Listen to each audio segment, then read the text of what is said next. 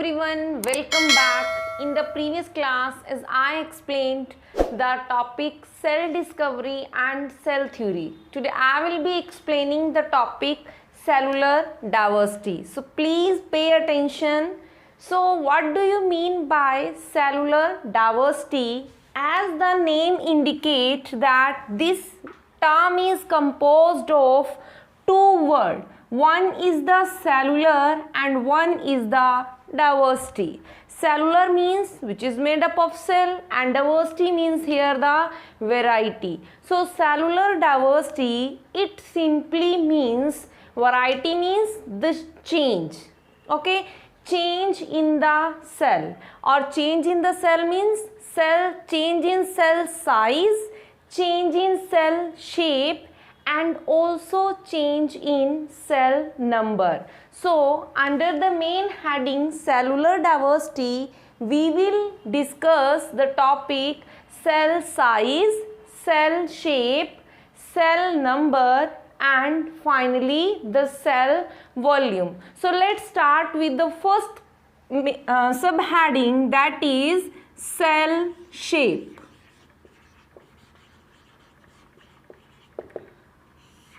So dear student, shape of a cell is determined by the two factors. One is the cell activity and the second is the cell environment. So I am talking about here the two factors. One is the cell activity and the second factor is the cell environment.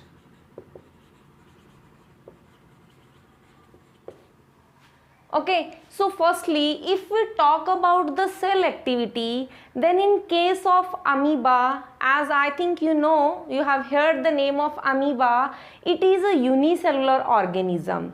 In case of amoeba, that amoeba has this kind of shape, irregular shape, and these appendages are known as the pseudopodia. So what happen in case of amoeba, that whenever any kind of food particle or when any food particle come close to amoeba, then to intake that food particle, amoeba changes its shape. Now what happen? In this way, this is the structure of amoeba. So when the food particle, this is the food particle, when this food particle enter into the amoeba, in this way this amoeba changes its shape. So for this one is the example of cell activity, that here amoeba changes its shape. And why amoeba changes its shape? Amoeba changes its shape due to this pseudopodia. And why? Just to engulf the food particle. Okay, and this process of engulfing of food particle in amoeba is known as the phagocytosis. The phenomena of intake of food particle into the body of amoeba is known as the phagocytosis. Okay, so this was the first factor, that how cell activity, on the cell activity, shape of a cell depends. And now let us start with the second factor, which one is the cell environment. So if we talk about the cell environment, so depending upon the cell environment, the shape of cell also varies. Like in case of intestine, you know, in case of intestine, the cells are columnar in shape. In this way, these are the cells of intestine which are columnar in shape. Columnar means tall pillar like. In this way, the cells, when you see the transverse section of intestine or the lateral section, you will observe the cells of intestine which are columnar. Okay, in this way, when you see the hen's egg, it is oval in shape. So this is oval shaped and oval shaped cell is in hand. So hen's egg, it is of oval shaped. And in the similar way, our cheek cell, when we see the cells of our cheek, the cross section, then what we will observe that the cells of cheek cells, they are flat cells. In this way, these are the flat cells. So flat cells, these are the cells of our cheeks. Okay, in the similar way, if we talk about the spherical cells, then spherical cells, they are of, तो spherical shape के जो cells होते हैं, ये होते हैं fat cells. Fat containing cells, they are spherical in shape. Okay, so in this way, this was all about the cell shape. And cell shape depends on two factors, cell activity and cell environment. Okay, as cell environment, because in intestine its main function is to increase the surface area. So depending upon the environment, cell is columnar, and further hen egg, it is of oval shape. So just I want to say that in different organism, cell shape varies. Now let us start with the cell number. Second heading is the cell number. So cell number, dear, number of a cell, it also varies in different organism. There are some organisms which are made up of only one type of cell, and those organisms which are made up of only one type of cells, those organisms are known as the unicellular organisms. Okay, uni means single and cellular means again made up of cells. Okay, so depending upon the number of cells, living organisms, they are basically of two types. One is unicellular. Uni means single. So the organisms which are made up of only one type of cell, they are known as the unicellular organism. For example, amoeba. In this way, this is the structure of amoeba. Amoeba, paramecium,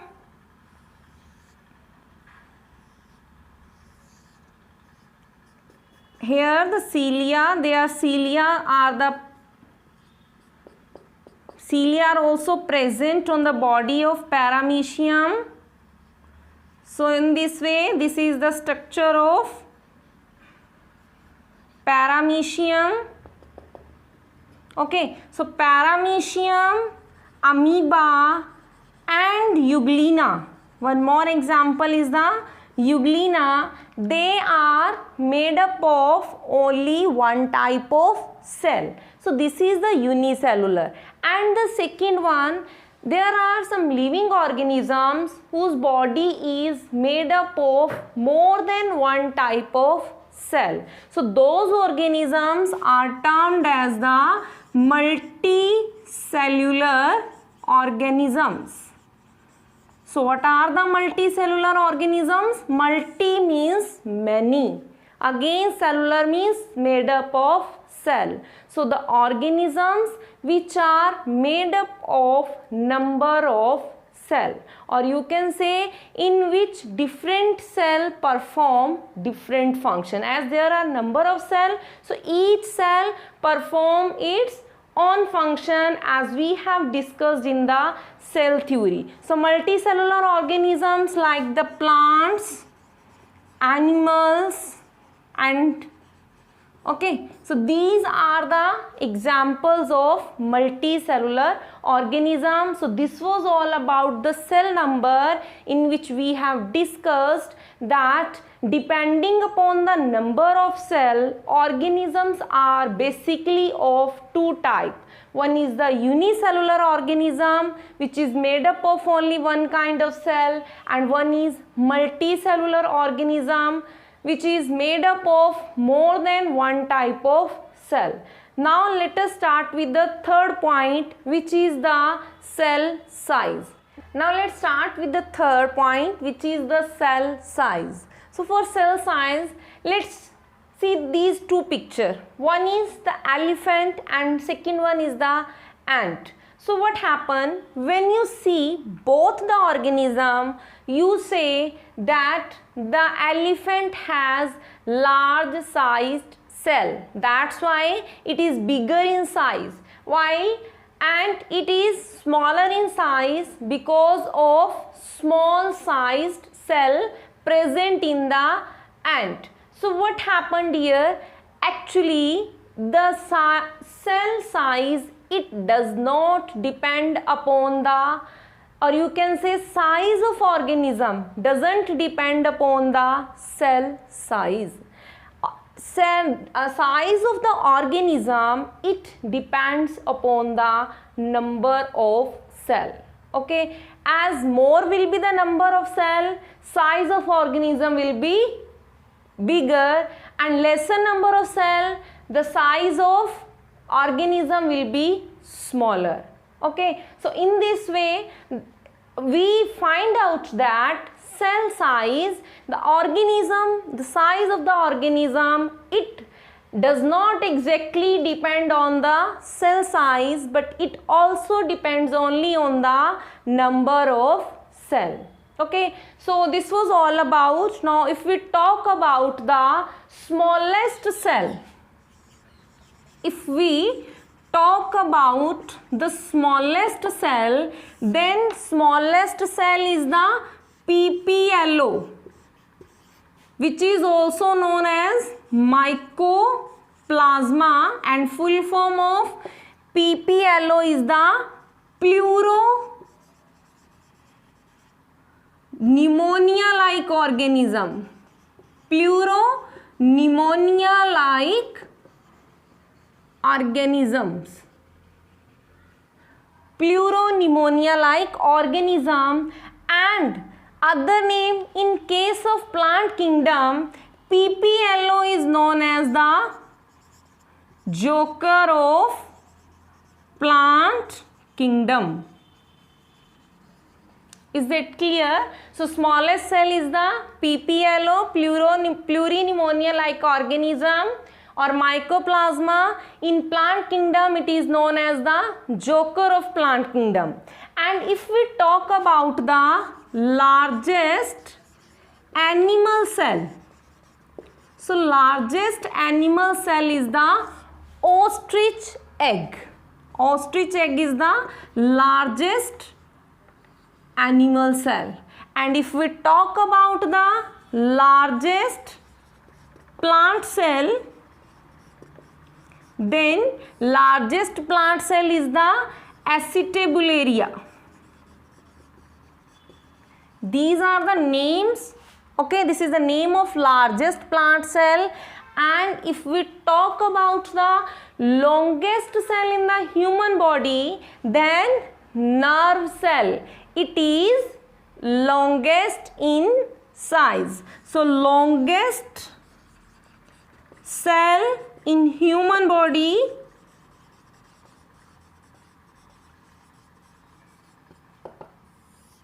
Okay, so longest cell in human body is the nerve cell. Okay, so this was all about the cell size. Now let's start with the fourth. So let's start with the fourth one, which is the cell volume. So the larger organisms, they have lesser surface area to volume ratio. I am using here one statement that larger organisms, they have lesser surface area ratio or surface area to volume ratio. So they become less efficient. So just to simplify, just to illustrate this statement, I am just giving you one simple example.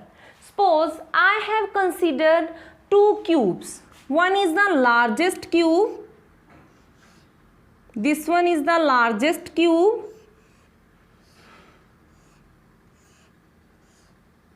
Okay, and the you may say side of this largest cube is say 2 centimeter.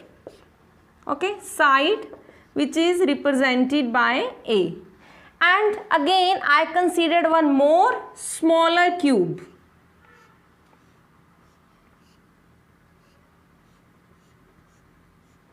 This is the smallest cube whose side say 1 centimeter.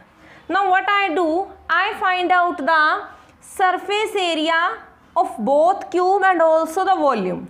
If I find out the surface area of the first cube, then you know in mathematics the surface area is equals to 6a square. So 6 into 2 square, 6 multi 4 is equals to 24 centimeter. In the similar way, if I find out the surface area of the smallest cube, it will be again 6a square. But now here a is the 1, so it will be 6 centimeter. Okay, in the similar way, I am finding out the volume. And you know, the formula for volume is the a cube. So a cube means 2 cube. So 2 cube, 2 2s are 4 and 4 2s are 8 centimeter cube. Here the square for surface area and cube for the volume. In the similar way, I find out the volume of the smallest cube, and it will be again a cube means 1 centimeter cube. Now what I am doing, I am finding out the ratio of surface area to volume. तो मैंने क्या किया, surface area ratio volume. तो surface area we find out 24 and this is the 8.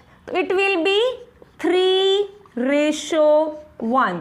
And again if I find out the surface area ratio volume ratio in smallest cube, then it will be surface area of smallest cube is 6 and volume is 1. So it will be again 6:1. So what you find out from this example that the smallest cube have less surface area to volume ratio, while the smallest cube have large surface area to volume ratio. Again I am repeating, the largest cube have smallest surface area to volume ratio, and while the smallest cube have more surface area to, or you can say large surface area to volume ratio.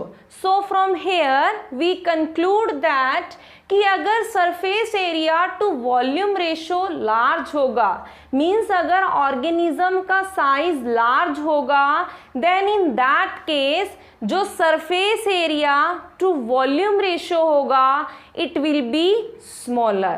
This same statement I have written here, that larger organisms they have lesser surface area to volume ratio. कि अगर size बड़ा होगा तो surface area to volume ratio क्या होगा, small. और अगर surface area to volume ratio small होगा तो ऑर्गेनिज्म क्या हो जाएगा, it will become less efficient. Okay, तो अब यहाँ पे जो वॉल्यूम वर्ड है, वॉल्यूम किस लिए स्टैंड्स करता है, volume here stands for the chemical activity of a cell per unit time. तो वॉल्यूम क्या डिटरमाइन करता है, डिटरमाइंस द